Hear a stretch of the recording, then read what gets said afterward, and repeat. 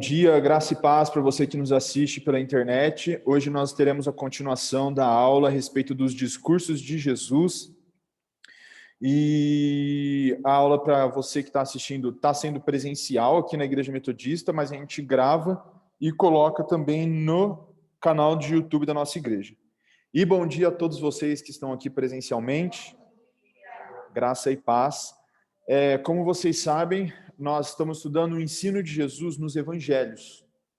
Nós estudamos já todos os sermões de Jesus em Mateus, estudamos todas as parábolas de Jesus nos evangelhos sinóticos, né?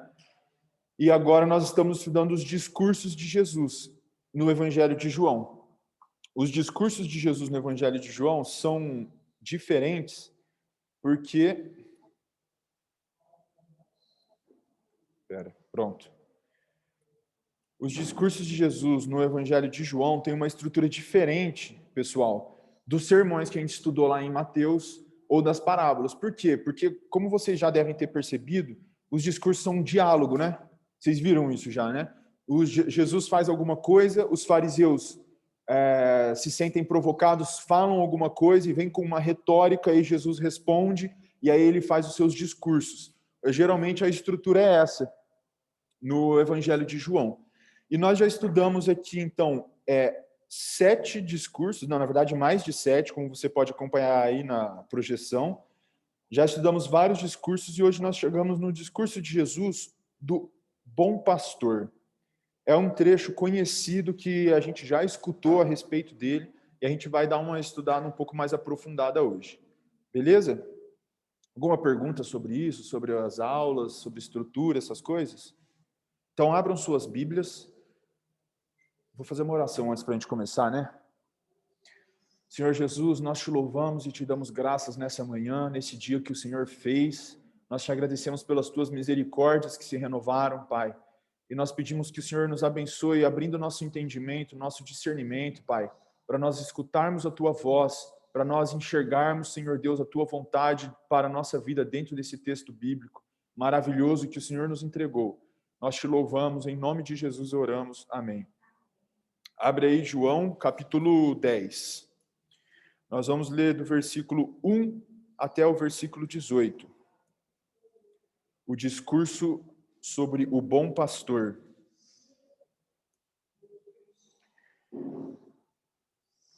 Em verdade... Posso começar, pessoal? Está na projeção também o texto, né? Em verdade vos digo, o que não entra pela porta no aprisco das ovelhas, é que está tampando aqui a telinha. O que não entra pela porta no aprisco das ovelhas, mas sobe por outra parte, esse é ladrão e salteador.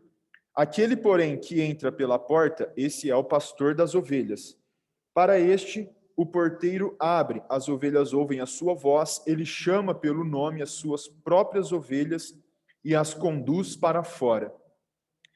Depois de fazer sair todas as que lhe pertencem, vai adiante delas e elas o seguem. Por quê? Porque lhe reconhecem a voz. Mas de modo nenhum seguirão o estranho, antes fugirão dele, porque não conhecem a voz dos estranhos. Jesus lhes propôs essa parábola, mas eles não compreenderam o sentido daquilo que lhes falava. O ladrão vem somente para roubar... Desculpa, pessoal, versículo 7, né? Jesus, pois, lhes afirmou de novo, em verdade vos digo, eu sou a porta das ovelhas. Todos quantos vieram antes de mim são ladrões e salteadores, mas as ovelhas não lhes deram ouvido. Eu sou a porta. Se alguém entrar por mim, será salvo, entrará e sairá, e achará pastagem. O ladrão vem somente para roubar, matar e destruir. Eu vim para que tenham vida e a tenham em abundância. Eu sou o bom pastor. O bom pastor dá a vida pelas ovelhas. Tá certo aí na projeção? Agora foi? O bom pastor dá a vida pelas ovelhas. O mercenário que não é pastor, a quem não pertencem as ovelhas, vê vir o lobo, abandona as ovelhas e foge. Então o lobo as arrebata e dispersa. O mercenário foge, porque é mercenário e não tem cuidado com as ovelhas. Eu sou o bom pastor, conheço as minhas ovelhas e elas me conhecem a mim. Versículo 15. Assim como o Pai me conhece a mim e eu conheço o Pai e dou a minha vida pelas ovelhas. Ainda tenho outras ovelhas, não deixe aprisco. A mim me convém conduzi-las, elas ouvirão a minha voz. Então haverá um rebanho e um pastor. Por isso o Pai me ama, porque eu dou a minha vida para a reassumir. Ninguém a tira de mim, pelo contrário, eu espontaneamente a dou. Tenho autoridade para a entregar e também para reavê-la. Este mandato recebi de meu Pai. Pessoal, Jesus Cristo, Jesus estava aqui, vamos dar uma recapitulada no que a gente já estudou. Passaram-se as festas, passou a festa das cabanas. Lembra dessas aulas? Depois das festas das cabanas, teve aquele discurso que o César deu a aula a respeito de Abraão, os filhos de Abraão e tudo mais. Existe aí um tempo entre essas festas da cabana, a festa das cabanas, e uma outra festa, uma festa chamada da dedicação, que está lá no versículo 22 do capítulo 10. Fiquem com a Bíblia aberta aí. Lá no capítulo 10, que a gente está lendo, versículo 22. Alguns autores vão falar a respeito desse trecho que a gente vai estudar hoje, que é o capítulo 10, do 1 ao 18. Eles divergem quanto ao tempo que tudo isso aconteceu. Mas a maioria deles concorda que tudo isso que aconteceu, que a gente vai comentar hoje, aconteceu de forma rápida entre essas duas festas, a das cabanas e a da dedicação. A festa da dedicação não é uma festa instituída por Deus na sua lei. A festa da dedicação é uma festa criada no tempo dos Macabeus. Só para vocês saberem, não é uma festa, uma daquelas 3 grandes festas que a gente costuma falar. Mas a gente não vai entrar no detalhe dela, né? E aí, pessoal, o que acontece aqui? Acontece que antes do capítulo 10, vem o capítulo... vocês são inteligentes demais. Vem o capítulo 9. Mas por que é importante o capítulo 9? Porque ele vai dar a base, ele vai ser o contexto de onde Jesus fala aquilo que a gente acabou de ler. Então, para a gente entender o que está no capítulo 10, a gente tem que saber o que acontece no capítulo 9, de forma rápida. Acontece um dos milagres mais famosos do Novo Testamento, que é a cura do cego de nascença. Quando Jesus cospe na terra, faz o lodo, passa na vista dele e fala para ele se banhar no tanque de Siloé. Siloé, né? Ele vai lá, lava o rosto no tanque de Siloé, só vou dar uma recapitulada por cima, porque vocês lembram, e não é o objeto de estudo hoje. Ele lava os olhos no tanque de Siloé, e aí, cara, vira aquele bafafá. As pessoas querem saber como que aquele cego de nascença está vendo, o que aconteceu com ele, como que ele chegou a enxergar, o que aconteceu. Levam ele até os fariseus não podiam admitir que Jesus havia feito o milagre, né? E acham um grande problema no milagre, que é que ele foi realizado no sábado. E aí todo aquele problema está armado. Os fariseus falando que Jesus não poderia ter curado no sábado, e as pessoas se perguntando, como é que os fariseus falam que ele que ele não deveria ter curado no sábado, sendo que ele fez um grande milagre, ele faz sinais maravilhosos, né? E aí começa toda essa discussão. Os fariseus chamam os pais do cego, eu não sei se vocês vão lembrar desse detalhe, mas eles chamam os pais do cego para perguntarem, eles intimidam os pais do cego, depois eles voltam a intimidar o ex-cego, né? Não é mais cego, o ex-cego, voltam a intimidar ele para que ele fale, e ele usa até de sarcasmo. Vocês têm que ler depois o capítulo 9, porque é maravilhoso. Fazia tempo que eu não lia essa história.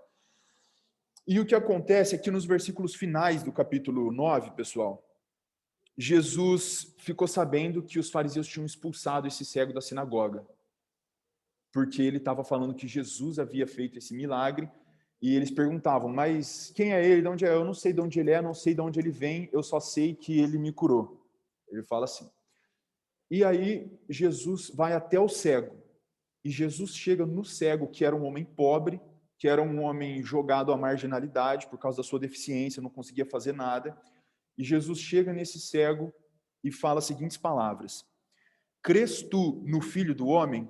E o cego respondeu: quem é, Senhor, para que eu nele creia? E Jesus lhe disse: já o tens visto, e é o que fala contigo. Então afirmou ele: creio, Senhor, e o adorou. Então, o que acontece é que, depois de tudo isso, um detalhe importantíssimo: Jesus cura o cego, Jesus passa o lodo e fala para ele lavar o rosto. E o cego não vê Jesus, né? O cego não sabe quem é Jesus. E aí, depois, Jesus aborda ele e ele está vendo Jesus pela primeira vez. E aí, eles têm esse diálogo rápido. E aí, depois que o cego o adora e o crê, não tem como a gente trabalhar de novo, porque esse não é o texto, o objeto de estudo hoje. Não tem como trabalhar todos os elementos. Mas aí Jesus continua falando: eu vim a este mundo para juízo, a fim de que os que não veem, vejam, e os que veem se tornam cegos. E isso é muito importante para a gente hoje. Porque o que vai acontecer, o discurso de Jesus é uma resposta aos fariseus. Depois que Jesus fala isso, os fariseus falam: mas você está falando que a gente é cego? E aí Jesus responde: se fosseis cegos, não teríeis pecado algum, mas porque agora dizeis, nós vemos, subsiste o vosso pecado. Pessoal, a gente sabe que Jesus, como fala no capítulo 3 de João, que a gente estudou aqui na escola dominical, no discurso do capítulo 3, Jesus, ele diz que não veio para julgar, ele diz que veio para salvar, porque as pessoas já estão julgadas nos seus pecados. Acontece que quando ele chega, ele vai no pobre, no oprimido, no humilde, naquele que está necessitado, ele prega, ele fala e a pessoa crê. E aqueles que tinham em suas mãos a lei de Deus, que apontava, a lei inteira apontava para Jesus, eles não creem. Certo até aqui? A gente está falando bastante isso nas aulas, né? Está bem claro isso nas nossas aulas. Toda a classe religiosa, o sinédrio, os fariseus, os saduceus, os escribas, tudo que eles liam apontava para Jesus. Como Paulo fala, toda a lei é a sombra das coisas vindouras.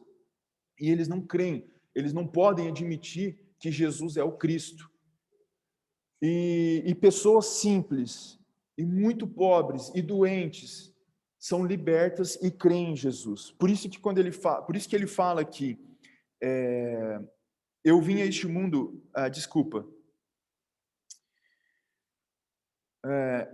eu vim a este mundo para juízo, a fim de que os que não veem, vejam, e os que veem se tornem cegos. Aqueles que já estavam vendo, aqueles que já tinham em suas mãos toda a possibilidade de enxergar que Jesus era o Cristo, ficavam cegos, tinham seu coração mais endurecido, que é o que Jesus fala naquele contexto do Marcos capítulo 4.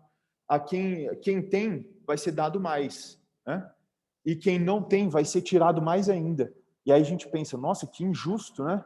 Ou, de um primeiro momento, você pensa, que injustiça, o cara não tem e Jesus vai tirar mais. Porque Jesus falava exatamente a respeito da fé, falava exatamente a respeito da oportunidade de crer nele. As pessoas que não tinham nada, que não eram consideradas de maneira nenhuma, recebiam algo precioso. E as pessoas que já tinham tudo na mão, todas as oportunidades, perdiam tudo. Eram condenadas na sua incredulidade. Por que é importante falar isso? Oi, pode falar, Duzão.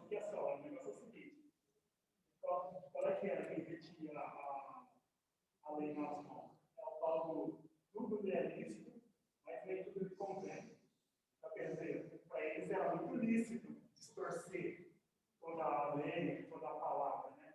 E, na verdade, eles interpretavam, se interpretassem corretamente, eles entenderam assim como aqueles que são considerados gentis, né? Não judeus, etc. E tal. Eles recebiam o milagre, não, esse é Deus, ele veio para ajudar, mas veio para ajudar em amor.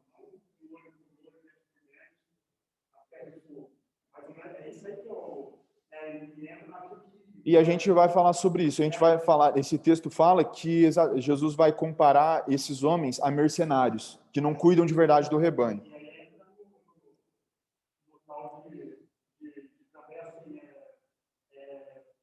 Faça o que eu digo e não faça o que eu faço. Ah, sim, com certeza. Porque se você for pegar aqui na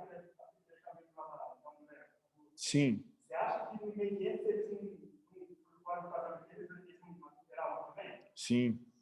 Aí, né? O Duzão levantou algumas características. Eu só vou falar para o pessoal escutar aqui. O Duzão está cooperando aqui com a gente. Eu acho que eles não vão escutar aqui, né? Seria interessante, talvez. Eu repito. Mas aí, no caso, não foi pergunta. Ah, tá bom, beleza. Então, quando for pergunta, eu repito a pergunta aqui. Se alguém quiser fazer pergunta, é só levantar a mão. Então, pessoal, estava esse problema aqui. Os fariseus travaram com Jesus, não poderiam admitir que ele era o Cristo. Ele realizou um grande sinal, que foi a cura de um cego de nascença. E como eu coloquei aí no primeiro ponto, os judeus naquele momento eles estavam divididos, muitos não podiam admitir que ele fez aquilo e acusavam ele de ter trabalhado no sábado, e muitos outros ficaram admirados com esse sinal. E aí, Jesus, diante disso, começa a falar. Para quem ele estava falando? Para o cego que estava ali, o ex-cego, não sei o nome dele, né? Vou falar de ex-cego. O ex-cego que estava ali, pessoal, os fariseus que foram confrontar Jesus e muito provavelmente multidão. Muitas pessoas estavam ali ao redor. E aí, cara, Jesus começa com uma parábola. E Jesus usa uma figura que era muito comum naquela época, que era o pastor de ovelhas. Israel era um país, um povo naquela época, majoritariamente rural. Eles viviam de trabalho no campo, principalmente de animais, eles viviam de criar animais. Então, de Gênesis a Apocalipse, você vai sempre encontrar muitas referências a pastores. Não é só porque eles usam, na verdade, uma figura que naquela época era muito comum. Dá para entender isso? Como, por exemplo, hoje, sei lá, fosse usar a figura de um policial. Não sei, estou chutando. Um empresário, sei lá, um mecânico. É muito comum. Todo mundo vai precisar de um mecânico na vida, várias vezes. Então, eles usam uma figura que é comum, que é a do pastor de ovelhas. Jesus usa. E ele coloca alguns elementos nessa parábola. Ele vai contar a história das ovelhas e ele coloca que é necessário uma porta, um pastor e um rebanho. Ele fala a respeito desses três elementos.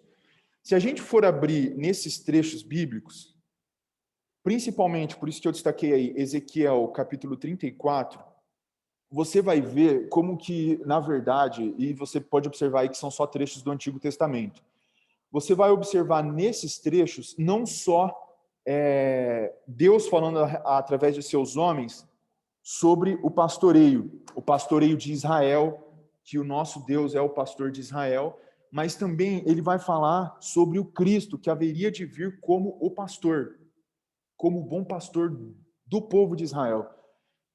Eu não vou ler todos, como eu disse, é muito longo, né? Vai ficar longo, eu acho que não adianta ler cada um deles. Mas, para que vocês saibam, de Gênesis a Apocalipse, eu nem pus todos, de Gênesis a Zacarias, eu não pus todas as referências aqui, mas existem muitas referências, pessoal, de um pastor que viria para cuidar do seu rebanho. E também falava a respeito do rebanho, que era Israel, precisando de um pastor. Por que eu estou deixando isso claro para vocês? Porque como Jesus usou a figura da água e da luz lá na festa das cabanas, lembra? Como Jesus usou vários elementos comuns ao povo de Israel, quando ele vai falar qualquer coisa, ele sempre tenta trazer não só elementos daquela época, como o pastor, que era de fácil entendimento, mas ele traz elementos do Antigo Testamento, mostrando o tempo todo que quando o Antigo Testamento falava disso, falava dele. Tá certo até aqui? Vocês se lembram da água? Vocês se lembram da luz, do candelabro, na festa das cabanas? Jesus foi 7 dias, lembra disso?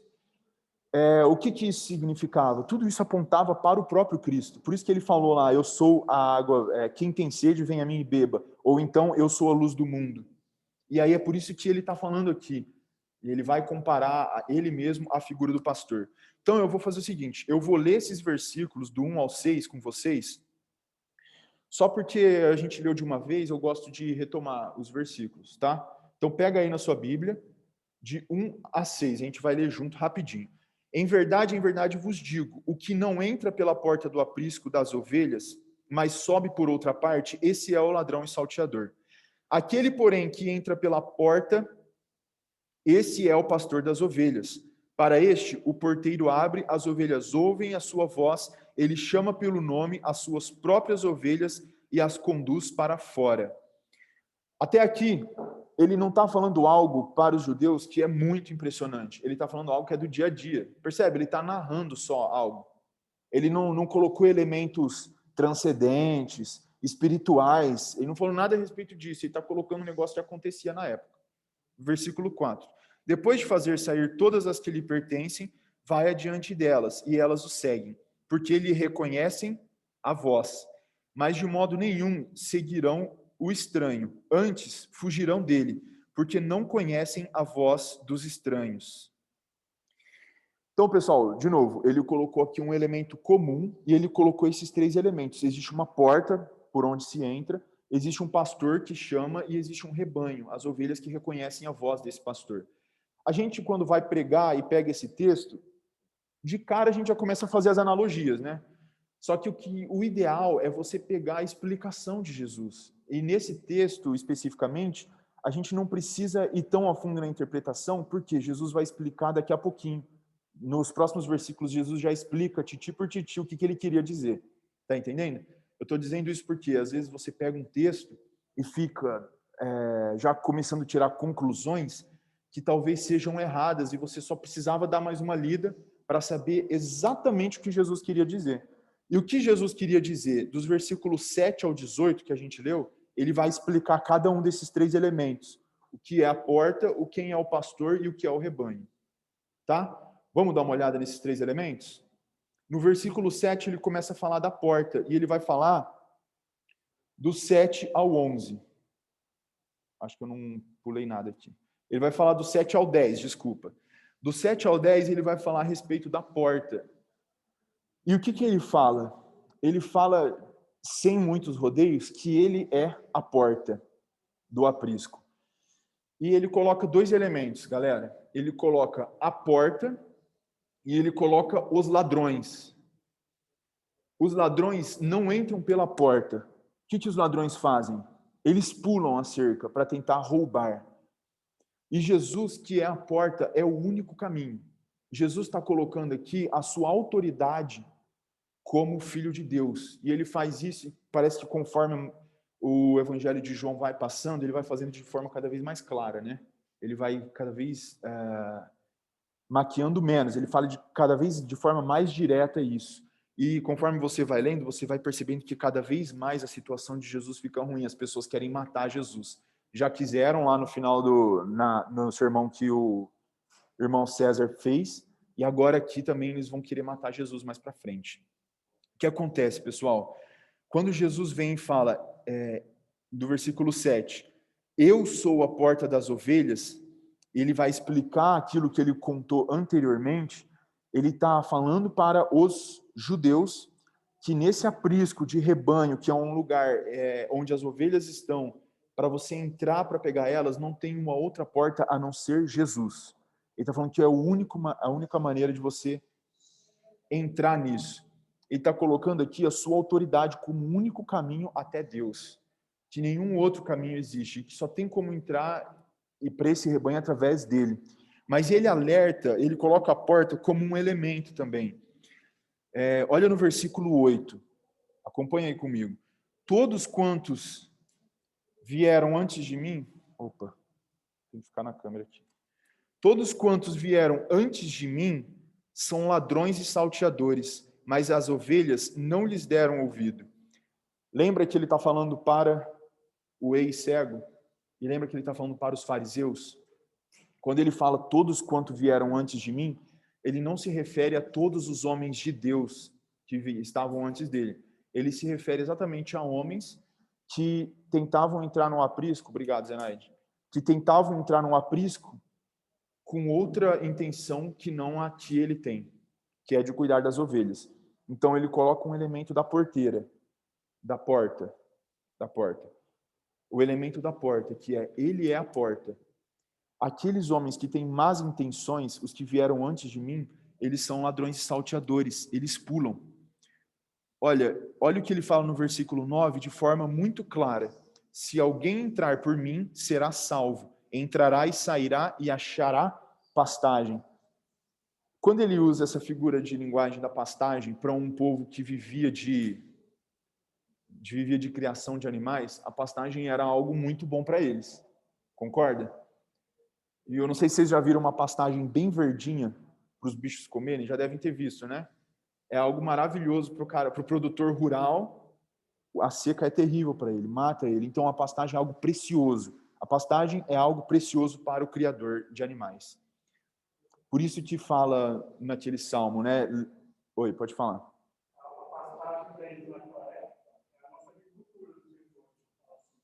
É.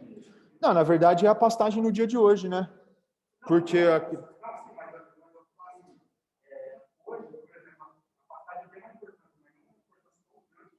ah, tá. Aquele povo vivia só disso. É isso, né? Quando ele fala, inclusive naquele salmo, me faz repousar em pastos verdejantes, alguém aqui gosta de comer grama? Não, né? É exatamente a ideia de que o pasto verdejante é algo precioso para eles, de que é algo que traz riqueza, é abundância. Então, quando Jesus fala, entra pela minha porta e você será salvo, ele está falando sobre, olha como que ele fala de forma clara sobre salvação aqui. Ele coloca esse elemento também. Se alguém entrar por mim, será salvo. Entrará e sairá e achará pastagem. Então, ele associa o ter pastagem, pessoal, à salvação. Em que sentido? No sentido de que é como se fosse o objetivo, entendeu? O final. Aquilo que vocês procuram, que é um pasto verdejante com abundância para vocês se alimentarem, usando a figura de linguagem da criação, ele junta isso a você ser salvo. Entende? Vocês conseguem entender que é uma figura, conseguem entender que é um símbolo e que é algo muito importante para os judeus naquela época. Então ele coloca 3 elementos até aqui. Ele fala que ele é a porta, ele fala que os que vieram antes dele são ladrões e salteadores. Por quê? Porque eles não quiseram passar pela porta, tá? Essa que é a questão. Jesus aqui, que é a porta, ele é uma pedra de tropeço para aqueles que não acreditam, que é como fala na palavra. Porque eles não quiseram passar pela porta. Os que vieram antes de mim são ladrões e salteadores. Eles tentaram enganar. E aqui Jesus se referia diretamente a esses líderes religiosos daquela época. Isso, e a autoridade é o que Jesus está afirmando aqui, né? Em todos os sermões. Lembra daquela questão de que o Evangelho de João foi escrito para que eles crescem que Jesus era o Filho de Deus. O Evangelho inteiro de João foi escrito para isso, para que os leitores creiam que Jesus Cristo é o Filho de Deus. Tá? Então, o que acontece, como o Lucas falou numa dessas aulas, que os fariseus tentam o tempo todo descredibilizar Jesus, tirando dele a autoridade como Filho de Deus. E Jesus tem que dialogar com eles nesse sentido. Abafar, descredibilizar, fazer de tudo, mas principalmente atacar a autoridade de Jesus como Cristo, que é o que eu falei que aconteceu no capítulo 9. Jesus curou e os fariseus falavam, a gente não pode admitir que ele é o Cristo. Entende? Então eles tentavam descredibilizar, achar maneiras de descredibilizar essa autoridade.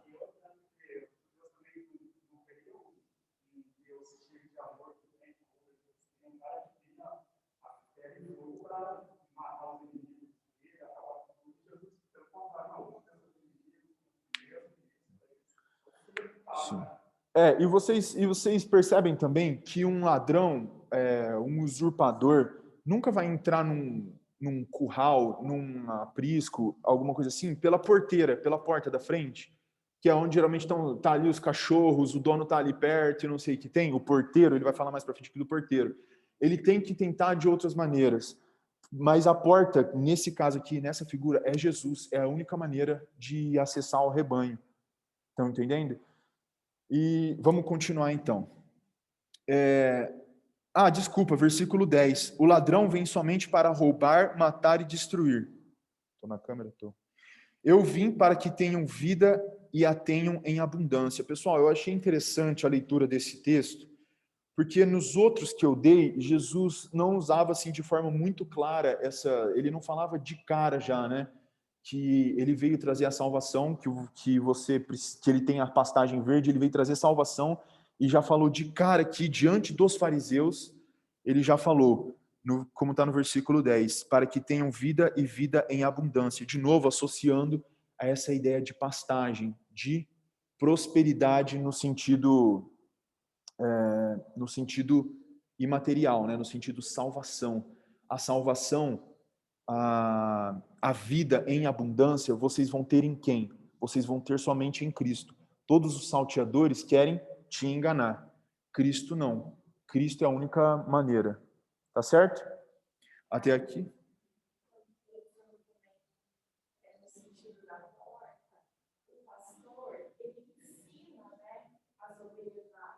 Sim. Sim. Sim. O ladrão não vai ensinar, ele não fala para isso. Sim. Ele fala realmente para destruir, né? O pastor não, ele está ensinando, ele está puxando. Por isso que quando eles falam, elas não reconhecem a voz deles. As ovelhas de Cristo mesmo reconhecem a sua própria voz. Os autores que eu estava pesquisando estavam falando a respeito disso, pessoal. Lá naquele contexto, diferente dos criadores de ovelhas e gado daqui do Ocidente, eles não iam à frente eles não iam atrás das ovelhas com os cachorros, como fazem aqui até hoje. Eles iam na Inglaterra, quando você vê aquelas imagens, né, dos pastores de ovelhas, eles iam à frente chamando e elas reconhecem pela voz, naquele contexto oriental, entende? E é o que a Vivian falou, elas não obedecem a eles, aos salteadores, aos usurpadores. Elas obedecem e reconhecem a voz de Cristo. Beleza? Vamos ler do versículo 11 agora. Do versículo 11 ao versículo 15. Aqui no versículo 11 ao versículo 15, a gente vai ver agora a figura do pastor, porque Jesus coloca a si mesmo como a porta no texto que a gente leu anteriormente. Agora aqui Jesus vai afirmar que ele é o pastor. Eu sou o bom pastor. O bom pastor dá a vida pelas ovelhas. O mercenário que não é pastor, a quem não pertencem as ovelhas, vê vir o lobo, abandona as ovelhas e foge. Então o lobo as arrebata e dispersa. O mercenário foge porque é mercenário e não tem cuidado com as ovelhas. Até aqui por enquanto. Pessoal, eu estava refletindo a respeito do assunto e quem aqui nunca escutou falar de um filho de algum cara que herdou alguma coisa e não soube administrar e quebrou tudo? Ou então de alguém que assumiu uma responsabilidade, mas como não era sua, fez de qualquer maneira? Sabe quando você fala a respeito dessa pessoa? Ah, não é dele mesmo, por isso que ele abandonou. A figura do mercenário é mais ou menos isso. As ovelhas não são do mercenário. O bom pastor, ele está usando essa figura aqui, o bom pastor é aquele que cuida das ovelhas porque elas são dele e ele tem um cuidado extremo por elas. O mercenário só quer saber de dinheiro. Então, quando aparece um perigo ou uma dificuldade, o mercenário, ao invés de dar a vida pelas suas ovelhas, se esforçar para que elas sejam cuidadas, o mercenário faz o quê? Ele vai embora. Ele deixa as ovelhas à mercê. Vocês se lembram da figura de Davi, que era um pastor de ovelhas? E quando veio o leão, ele expulsou. Quando veio o urso, ele expulsou. E está certo que Deus estava preparando ele também ali para algo que iria acontecer. Mas a figura é essa, de um pastor que realmente se preocupa com as suas ovelhas e faz de tudo para que elas estejam bem. O mercenário não, o mercenário vai abandonar elas. E aí Jesus coloca dessa maneira: eu sou o bom pastor, dá a vida pelas ovelhas, e eu sou o bom pastor. Só que é claro que ele não está falando somente disso. Ele já está colocando aqui um elemento do sacrifício dele mesmo na cruz. Porque dar a vida pelas ovelhas, também um pastor não é bobo, um pastor de ovelhas. O pastor de ovelhas não vai morrer para salvar uma ovelha ou outra. Agora, Cristo sim. Por quê? Porque aquilo que ele está fazendo não é algo bobo, é algo sobremodo excelente. Ele ia morrer por todo o seu rebanho. Então, aqui ele coloca no texto, pela primeira vez, o elemento do sacrifício do bom pastor. Tá certo? Mas vocês entenderam essa relação entre o mercenário e o... Quando ele fala mercenário, é por causa do dinheiro, porque ele tem uma intenção ali. E, de novo, ele está atacando os fariseus. Ele está mostrando para aquelas pessoas que estão escutando: E eu acho que a gente pode colocar de forma especial o ex-cego, ele está colocando de forma clara para ele que aqueles homens que estavam pressionando ele, ridicularizando ele na frente das pessoas, que expulsaram ele da sinagoga, estavam fazendo aquilo porque eles são os ladrões e salteadores e porque eles são os mercenários. Porque eles querem benefício próprio, eles querem, sei lá, bajulação, dinheiro, poder, é isso que eles querem. Jesus não, Jesus quer cuidar de você. Jesus se sacrifica por você e quer cuidar de você como bom pastor. Diferente de pessoas que só têm outras intenções sobre você. Jesus não, mas a gente vai falar sobre isso mais para frente. Então ele fala, a partir do versículo 14, eu sou o bom pastor, conheço as minhas ovelhas e elas me conhecem a mim, assim como o Pai me conhece a mim e eu conheço o Pai e dou a minha vida pelas ovelhas. Pessoal, ele coloca um elemento, ele compara a relação dele com o Pai, que é Deus, ele coloca o mesmo elemento na relação dele com as suas ovelhas. E quando eu estava pesquisando, não existe muita divergência a respeito disso. Ele estava falando a respeito da essência. Aquilo que motivou Cristo a se entregar por você é a mesma coisa que motiva a comunhão entre o Pai, o Filho e o Espírito Santo desde antes da fundação do mundo. A comunhão entre os três, o amor entre os três. Por isso que ele fala isso de maneira bem clara, né? Assim como o Pai me conhece a mim e eu conheço o Pai, eu dou a minha vida pelas ovelhas. De novo, ele está colocando o elemento do sacrifício, pessoal, da crucificação aqui. Ele já está adiantando aquilo que haveria de acontecer, que é morrer pelas suas ovelhas, pelo seu rebanho, tá?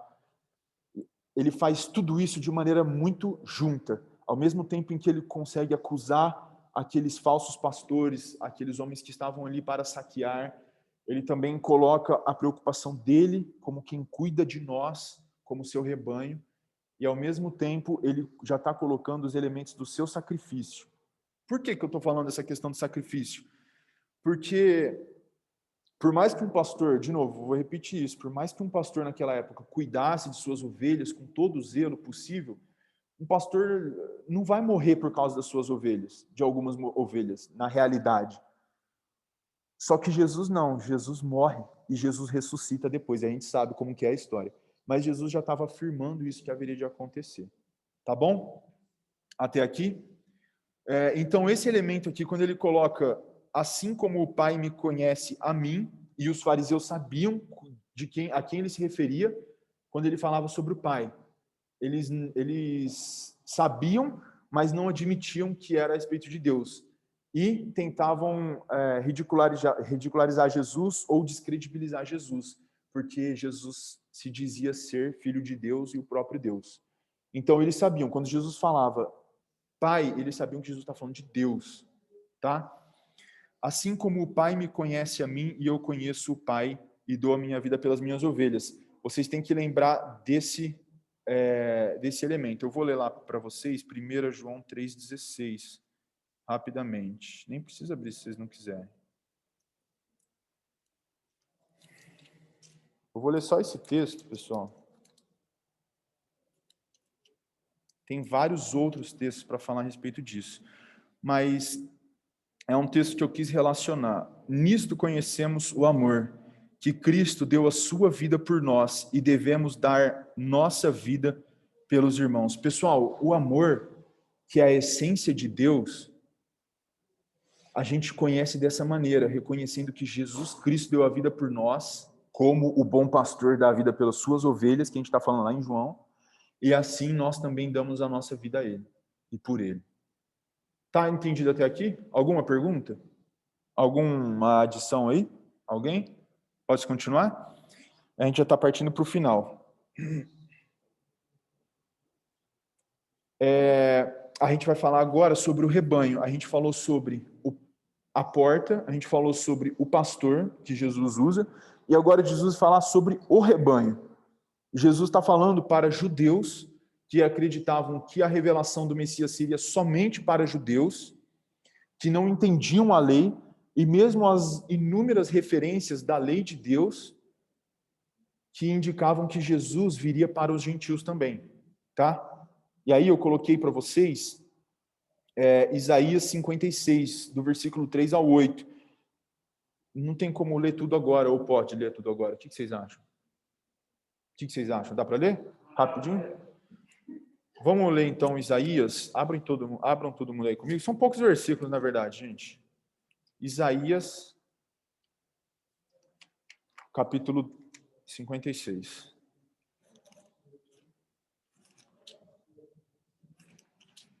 Isaías 56, 3 a 8. Todo mundo abriu? Ninguém abriu, então? Estou zoando. Eu vou ler. Não fale o estrangeiro que, se houver chegado ao Senhor dizendo: o Senhor com efeito me separará do seu povo, nem tampouco diga o eunuco: eis que eu sou uma árvore seca.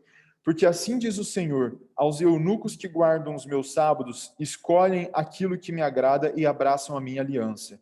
Darei na minha casa e dentro dos meus muros um memorial e um nome melhor do que filhos e filhas, um nome eterno darei a cada um deles, que nunca se apagará. Se referindo aqui ao estrangeiro e ao eunuco. Ao estrangeiro que se chegam ao Senhor para o servirem e para amarem o nome do Senhor, sendo deste modo servos seus, sim, todos os que guardam o sábado, não o profanando e abraçam a minha aliança, também os levarei ao meu santo monte e os alegrarei na minha casa de oração. Os seus holocaustos e os seus sacrifícios serão aceitos no meu altar, porque a minha casa será chamada casa de oração para todos os povos. Assim diz o Senhor Deus, que congrega os dispersos de Israel. Ainda congregarei outros aos que já se acham reunidos. Ele se refere aos gentios, aos povos que não eram judeus. Efésios capítulo 2, Coríntios, Gálatas, Efésios. Capítulo 2, versículos 12 e 13. Naquele tempo, estáveis sem Cristo, separados da comunidade de Israel e estranhos às alianças da promessa, não tendo esperança e sem Deus no mundo.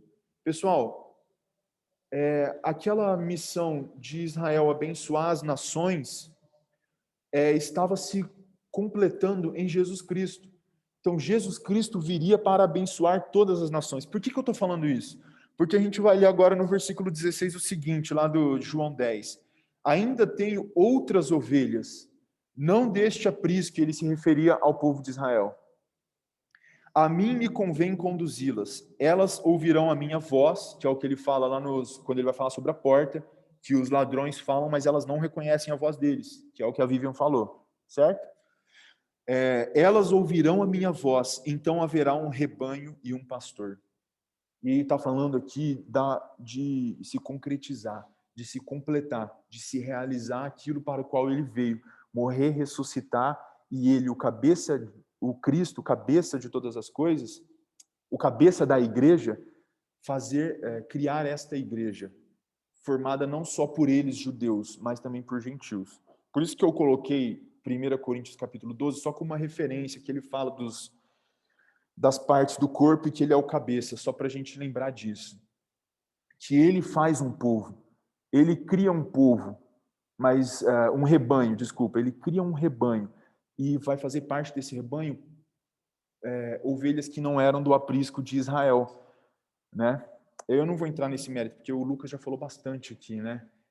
Israel, Israel, quantas vezes eu tentei reunir vocês como uma galinha que tenta juntar os seus pintinhos, mas eles negaram. E aí Jesus vai lá e oferece essa salvação a todos os povos. E todos os povos são abençoados em Jesus Cristo. Amém? Até aqui? Alguma dúvida, galera? Não? Pessoal, por fim, ele começa a relacionar de novo, Jesus começa a relacionar de novo ele mesmo ao Pai. E lembra, os fariseus não eram bobos. Eles sabiam que Jesus estava falando de Deus. E eles odiavam isso, odiavam. Eles não poderiam admitir jamais que aquele Jesus era o Cristo por causa de todos os elementos que vocês sabem.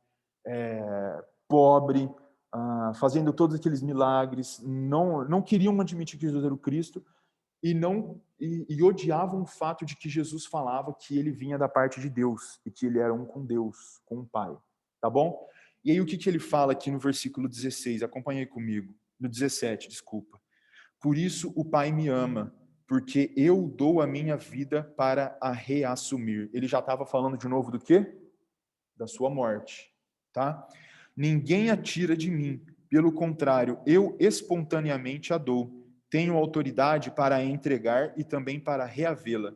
Este mandato recebi de meu Pai.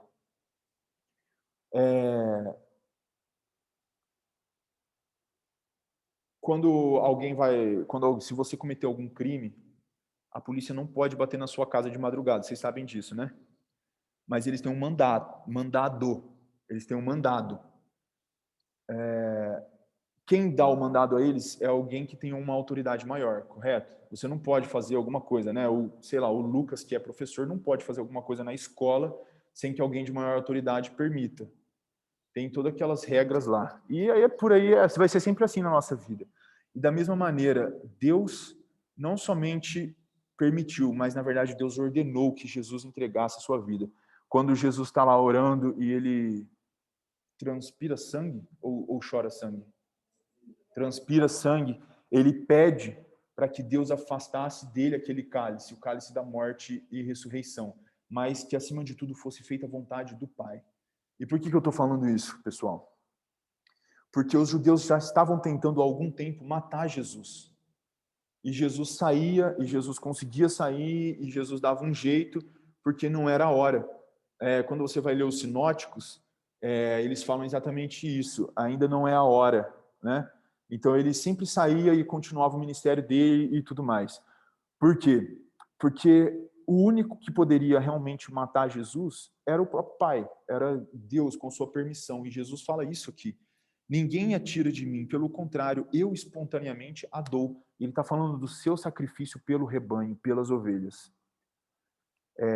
No versículo 17, o Pai ama porque ele dá a vida, porque ele se sacrifica. O Cristo se sacrifica pelas suas ovelhas e por isso o Pai o ama. E aí o que Jesus coloca aqui é exatamente esse elemento que depois a gente vai ver Paulo trabalhar, que é o de você se sacrificar, de você tomar a sua cruz e seguir a Jesus. Por quê? Porque o próprio Jesus se sacrificou. Porque o evangelho é um evangelho de perda, mas de ganho. Entende? Então, o amor do Pai estava ali no fato de que Jesus estava se sacrificando por nós. E o Pai o amava, e o Pai amava isso que estava sendo realizado. Isso é muito importante. Ninguém poderia tirar a vida de Jesus ali. Eles não poderiam, eles tentavam. Aqui, se vocês forem ver os trechos anteriores, várias vezes, olha lá no versículo 59 do capítulo 8. Então pegaram em pedras para atirarem nele, mas Jesus se ocultou e saiu do templo. E tem várias outras, os fariseus já estavam tramando matá-lo e buscando brechas para conseguir condená-lo diante dos romanos e do sinédrio e toda aquela questão. Eles estavam procurando brechas. Inclusive, a acusação da cura no sábado seria uma possível brecha, eles estavam tentando.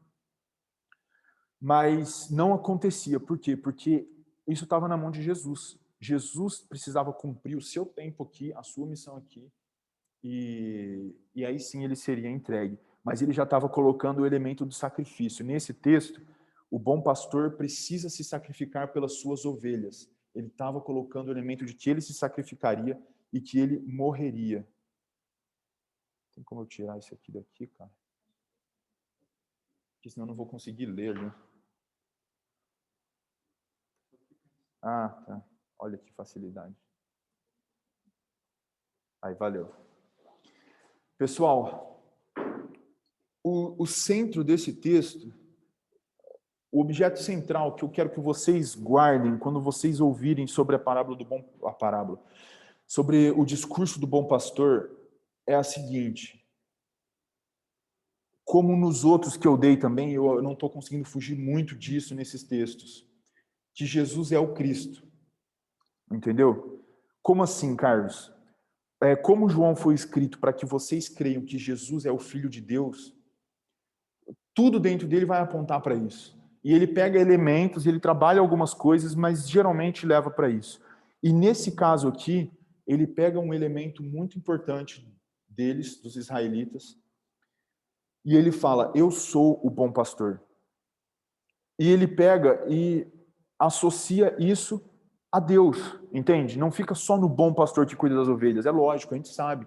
Ele leva isso para o transcendente, ele leva isso para o espiritual, ele leva isso para as pessoas entenderem: aquele que me enviou, o Pai, que me ama e se agrada de mim, ele me enviou para me sacrificar pelas minhas ovelhas. E por que eu estou dizendo isso? Porque o pastor, Jesus, eu escrevi aí, Jesus, que é o Cristo, o Filho de Deus, ele é o bom pastor que chama as pessoas para o seu rebanho. E aí, você provavelmente já foi chamado. Como que você tem respondido sinergicamente a isso? Né? Sinergia é a palavra do Lucas. Como você tem respondido a esse chamado de Deus para a sua vida? Como uma ovelha que reconhece a voz do seu pastor. Tá entendendo? Não vamos tentar complicar muito o texto. Né? Por quê? Porque Jesus apresenta a parábola e ele explica muito claramente o texto. Ele mesmo explica. Jesus é a porta. Você tem dado ouvidos mais a ladrões e salteadores que não têm a mesma voz de Jesus? Ou você tem dado ouvidos ao próprio Cristo que se revela, que está aqui falando através das Escrituras? Como você tem respondido a esse chamado de Jesus como um pastor que te chama ao rebanho? Estão entendendo a questão? O ponto central aqui, que Jesus, que é o Filho de Deus, que haveria de se sacrificar, que depois de 3 dias ressuscitaria e governaria como um pai, ele está te chamando para fazer parte do rebanho. Tá? E essa aula foi mais rápida, mas é porque são poucos versículos e eu achei ele bem direto. Eu achei que não teve tanto mistério quanto as outras aulas que eu dei. O ladrão não precisa necessariamente ser uma voz de fora. Pode ser uma voz de dentro. Que era o caso ali. Mas assim, nós somos o nosso próprio ladrão. Perfeito. Ele sempre gosta de trazer o mal para fora. Sim. Mas a maior luta do cristão é que o mal está dentro. Verdade. É o anel do homem. É o seu próprio coração. É o seu próprio coração. É o anel do quê? Quando ele fala que o ladrão vem para roubar, matar e destruir, não é o diabo. É aquele que é movido pela cobiça, no caso dos fariseus. Sim. Nós se tornamos o ladrão se nós somos movidos pela própria cobiça. E nós nos matamos como o Sméagol se destrói no Senhor dos Anéis. O Sméagol é a visão do cristão caído. Então, o Darth Vader é a visão do cristão caído. Que cobiça. Então, nós somos o nosso próprio ladrão se nós não ouvimos a voz de Deus. Sim. E não o diabo. Sim. Aqui no caso do texto. E aqui, não querendo partir para questões espiritualizadas demais, mas assim, a voz de Deus tem sido falada ininterruptamente com a gente, através da Escritura, entendeu?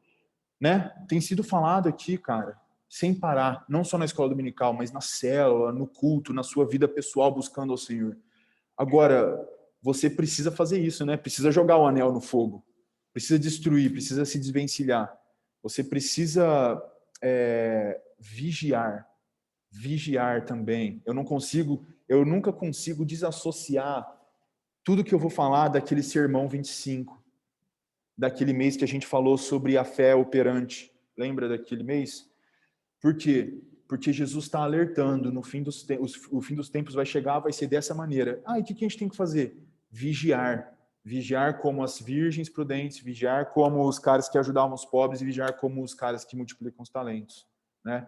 Mas como o Lucas está falando, pessoal, cuidado, vigiem e busquem escutar a voz do Senhor e não a voz do seu próprio coração, que é enganoso. Né? Pode falar.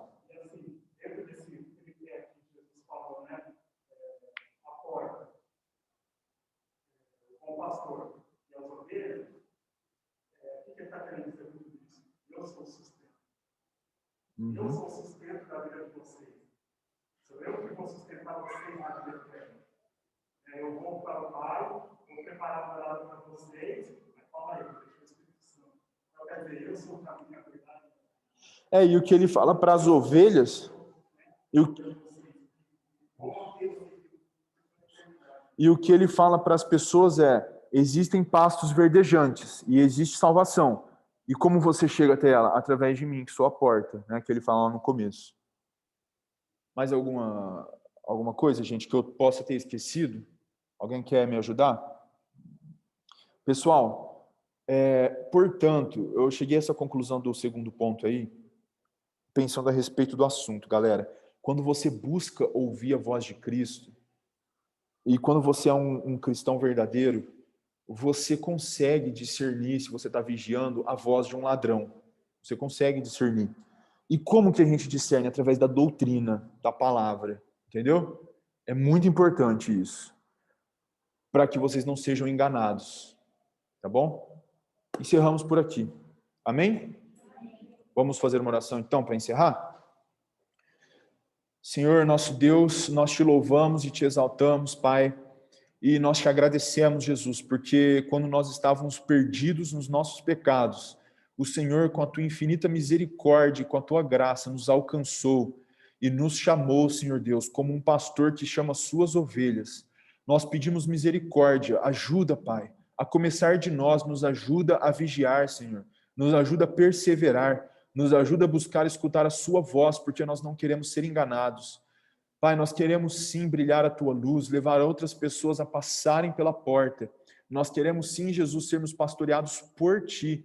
Nós queremos sim, Jesus, cada dia mais amadurecermos no meio dessa família do teu corpo. Em nome de Jesus, nós pedimos que o Senhor abençoe essa escola dominical, os nossos irmãos que não puderam estar presentes, e pedimos que o Senhor abençoe essa noite de culto, louvor aqui, celebração na tua igreja. Abençoe a semana de cada um aqui, Pai.